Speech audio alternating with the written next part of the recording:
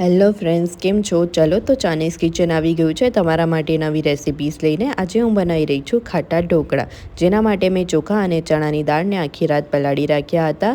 ત્યારબાદ તેને મિક્સરમાં પીસી લઈશું. થોડું પીસ્યા બાદ તેમાં થોડી ખાટી છાશ એડ કરી દઈશ, જેથી આપણું બેટરમાં થોડી ખટાશ રહે. અને ત્યારબાદ ફરીથી પીસી લઈશું. તમે જોઈ શકો છો આપણું બેટર તૈયાર છે. હવે તેને એક મોટા બાઉલમાં કાઢીને 7 થી 8 કલાક માટે તડકામાં રાખી મૂકીશું, એટલે આપણો આથો સરસ મજાનો આવી જશે. આથો આવી ગયો છે. હવે આમાં અમે થોડી પલાળેલી ચણાની દાળ, હળદર, મીઠું અને ખાવાનો સોડા એડ કર્યો હતો.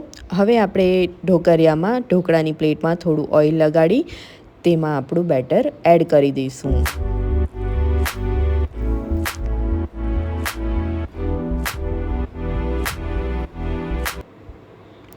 આ લેયર તમે તમારી રીતે જાડું પાતળું રાખી શકો છો. ત્યારબાદ હું એમાં ઉપરથી ગાર્નિશિંગ માટે એડ કરીશ લસણની ચટણી અને થોડી કોથમીર. ત્યાર સુધી મારું ઢોકળિયું ગરમ થઈ ગયું છે.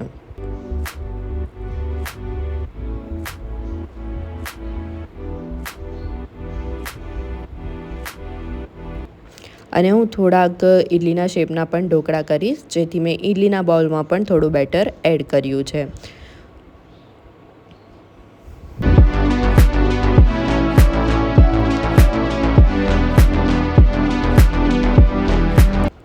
બેટરમાં તમે થોડી ખટાશ માટે લીંબુ પણ એડ કરી શકો છો. ત્યારબાદ આપણે ઢોકળિયામાં આ રીતે આપણી ઢોકળાની પ્લેટ અને ઇડલીના બાઉલ્સ એડ કરી દઈશું અને 10 થી 15 મિનિટ માટે તેને બફાવા મૂકી દઈશું.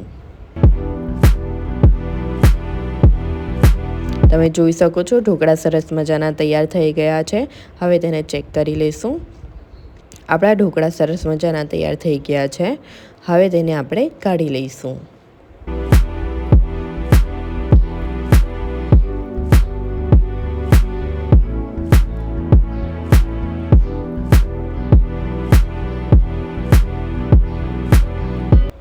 હવે ઢોકળાને આપણે કટ કરી લઈશું.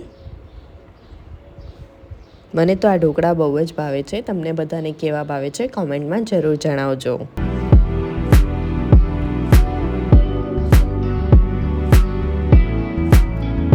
તમે જોઈ શકો છો ઢોકળા એકદમ સોફ્ટ અને મસ્ત તૈયાર થઈ ગયા છે. વિડીયો ગમ્યો હોય તો ચેનલને લાઈક, સબસ્ક્રાઈબ અને શેર જરૂરથી કરજો. Thank you.